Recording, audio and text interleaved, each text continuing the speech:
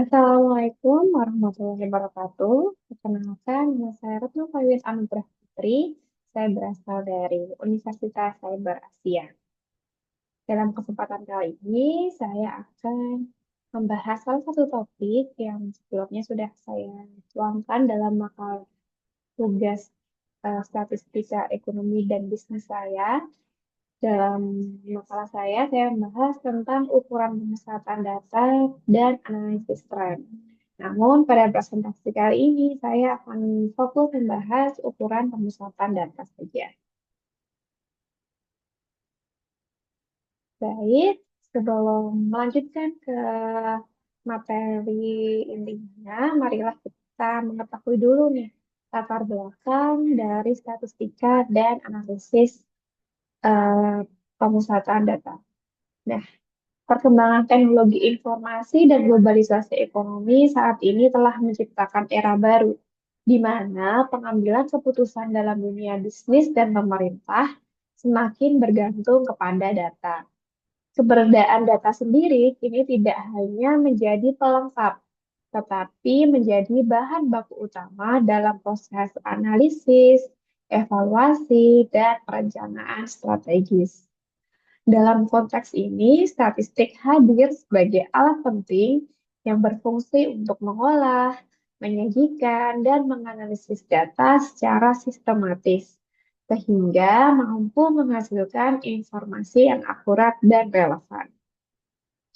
Dari sekian banyak materi statistik yang diajarkan, terdapat topik yang dianggap fundamental dan sering digunakan dalam praktik bisnis, yaitu adalah ukuran pemusatan data. Ukuran pemusatan data memberikan ringkasan statistik berupa suatu nilai yang mewakili keseluruhan data, seperti mean atau rata-rata, median atau nilai tengah, dan modus atau nilai yang paling sering muncul. Sementara itu, analisis tren berfungsi untuk mengidentifikasi arah pergerakan dalam jangka waktu tertentu, sehingga dapat digunakan untuk meramalkan atau memproyeksikan nilai di masa depan. Sebagai contoh konkret, dalam dunia bisnis, rata-rata penjualan bulanan dapat memberikan gambaran umum performa suatu produk. Yang selanjutnya yaitu rumusan masalah. Terdapat dua rumusan masalah yang saya sajikan. Yang pertama, apa yang dimaksud dengan ukuran pemusatan data dan bagaimana rumus serta jenis-jenisnya dijelaskan secara konseptual.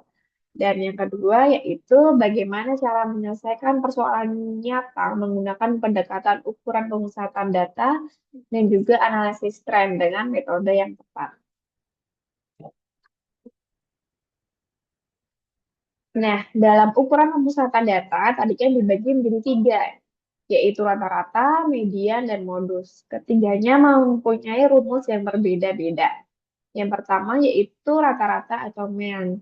Nah, rata-rata ini merupakan rumusnya X sama dengan sigma XI dibagi dengan N, di mana X merupakan rata-rata atau mean variabel X yang kita cari sama dengan X1, sigma X1 yaitu merupakan penjumlahan unsur pada variabel X dan N merupakan jumlah subjeknya.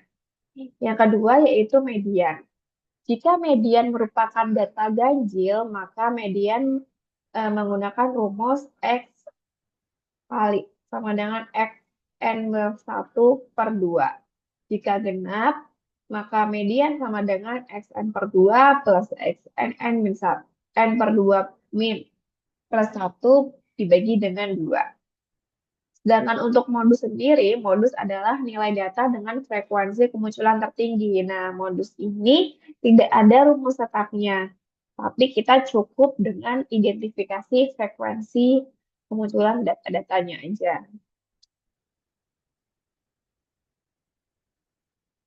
Nah, gimana sih penerapan rumus-rumus tadi dalam ekonomi dan bisnis? Untuk rata-rata atau mean sendiri ini sangat bermanfaat untuk menghitung nilai nih. Misal nilai rata-rata gaji karyawan, rata-rata penjualan bulanan, ataupun biaya produksi per unit. Sedangkan untuk median ini sering kita terapkan dalam statistik pendapatan masyarakat untuk menghindari bias dari pencilan. Misalkan satu CEO bergaji miliaran dapat menaikkan rata-rata gaji, padahal mayoritas karyawan bergaji kecil. Nah, yang modus itu sendiri, modus dapat membantu produsen mengidentifikasi produk mana yang paling banyak dibeli oleh pelanggan. Untuk contoh soal dan pembahasannya, ini ada contoh soal satu. Sebuah toko ingin mengetahui nilai penjualan harian selama 1 minggu. Data yang diperoleh ini dalam jutaan rupiah ya. Ada 6, 7, 8, 10, 10, 11, 12. Ada 7 buah data. Maka di sini kita disuruh menghitung rata-rata, median, dan modusnya.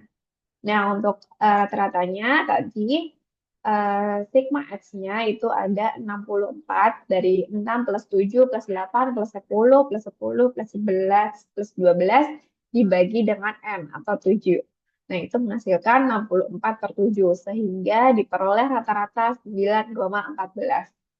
Sedangkan mediannya karena jumlah datanya itu ganjil kan 7, maka mediannya adalah nilai keempat. Median kan nilai tengah ya, jadi nilai keempat atau kalau di data ini sama dengan 10.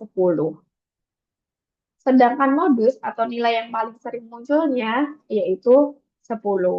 Jadi dalam nilai penjualan selama 1 minggu, rata-ratanya 9,14 juta, lalu jumlah karena jumlah datanya ganjil, maka median nilai tengahnya itu ada di hari keempat, ada 10 juta, dan modus atau nilai yang paling sering muncul, nilai penjualan dalam 1 minggu itu ada di nilai 10 juta, karena 10 juta muncul 2 kali.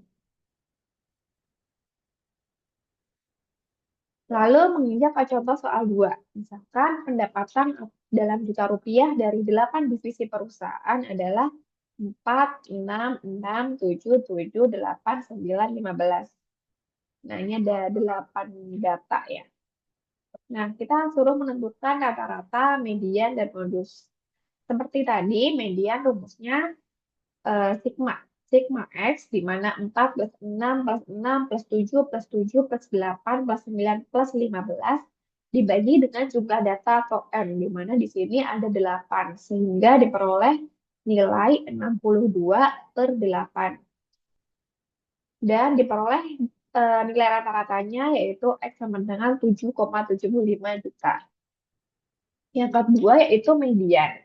Karena ini jumlah datanya genap, maka median adalah rata-rata dari data keempat dan data kelima. Data keempatnya yaitu 7, dan data kelimanya yaitu 7. Sehingga mediannya 7 plus 7 per 2. Diperoleh nilai 7. Nah, untuk modusnya sendiri, nilai yang paling sering muncul yaitu 6 dan 7. Ini dimasuk juga bimodal, karena frekuensi kemunculan nilai 6 dan 7 itu sama nih. Sehingga di sini dari pendapatan 8 divisi perusahaan itu rata-ratanya ada di nilai 7,75 juta, lalu mediannya ada di nilai 7 juta, dan pendapatan dari 8 divisi tadi yang paling sering muncul yaitu di angka 6 juta dan 7 juta. Nah, dari presentasi tersebut dapat juga ditarik kesimpulan bahwa statistik tidak hanya berfungsi sebagai alat pengolah data, tetapi juga menjadi komponen penting dalam mendukung pengambilan keputusan yang berbasis bukti evidence-based decision making, khususnya di bidang ekonomi dan bisnis. Ukuran pemusatan data seperti median atau rata-rata, median atau nilai tengah, dan modus atau nilai yang paling sering muncul, itu berguna untuk merangkum data menjadi satu nilai representatif yang mudah diinterpretasikan. Melalui ukuran-ukuran ini, para analis atau pengambil kebijakan nantinya dapat memperoleh gambaran umum mengenai kondisi aktual dari fenomena yang sedang dikaji. Misalnya rata-rata pendapatan, nilai tengah penjualan, ataupun produk yang paling laris di pasaran. Nah, yang terakhir terkait dengan saran nih untuk meningkatkan kompetensi mahasiswa dalam menguasai statistik ekonomi dan bisnis, maka dapat disarankan hal-hal berikut. Yang pertama, meningkatkan literasi data sejak dini. Yang kedua, penggunaan perangkat lunak statistik ini dapat berupa Microsoft Excel, mungkin nanti query, Python, dan lain-lain. Yang ketiga, mengaitkan data dengan fenomena aktual. Nah, ini bisa dari fenomena penjualan atau juga fenomena-fenomena tren yang sedang viral. Yang keempat, latihan soal dan studi kasus sebaiknya diambil dari fenomena ekonomi aktual. Dan yang kelima, integrasi dengan mata kuliah lain. Dan yang enam, selalu berpikir kritis dan data. Baiklah, cukup sekian presentasi terkait dengan analisis ukuran pemusatan data. Semoga materi yang disampaikan atau presentasi yang saya sampaikan dapat bermanfaat. Dan saya juga mohon maaf yang sebesar-besarnya apabila dalam proses penyampaian presentasi atau materi kali ini terdapat kesalahan. Akhir kata, terima kasih sekali lagi dan Assalamualaikum warahmatullahi wabarakatuh.